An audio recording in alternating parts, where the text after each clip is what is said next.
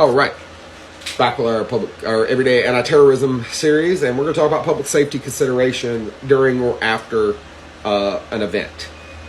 The resources will be overwhelmed.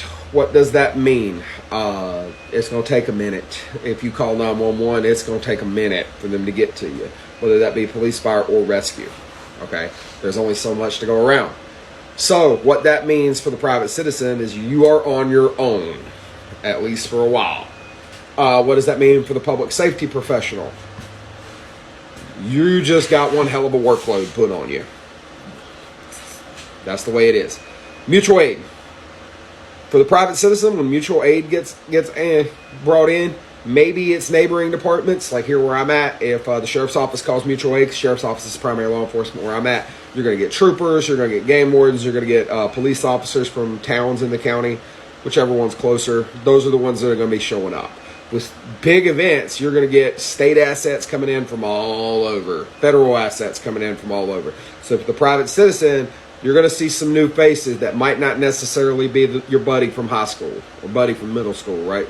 Buddy you grew up with. But so they're all going to be out there. Which also means for the public safety folks, you're going to have plainclothes people who have reason to be there that you might not know. So pay attention. Targeting. For the private sector's perspective, law enforcement, fire rescue, types like that, public safety personnel are frequently targeted for secondary assault after a terrorist event. So they're going to be extremely on edge. If they roll up somewhere, they're not just going to hop out the car. At least if they're smart, they're not going to hop out the vehicle and go straight to doing what they're there to do. They're going to take a minute. They're going to do some observation. They're going to make sure they're not walking into an ambush or about to trip a victim-initiated surprise or something like that. So don't take it personal if you go to walk up to talk to them about something. Even if you're trying to be nice and say, hey, I know it's cold outside. Do you want to come inside, warm up for a minute? Here's a cup of coffee. Don't be surprised if they're very much on edge. For the public safety folks, remember what I said about you're targeted? You're targeted. Act accordingly. Pay attention. Use the Mark 1 Mod 0 eyeball, the Mark 1 Mod 0 ear holes, the nose, every sense you got. Use it to see what's there.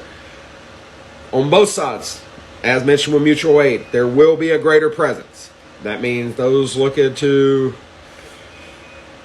let's just say, capitalize on what they just did are now very, very deep in the escape part of their escape and exploitation phase. So they're going to be pretty much underground. Hopefully you catch them, but by the time mutual aid shows up, the odds go down because it's going to drive them underground.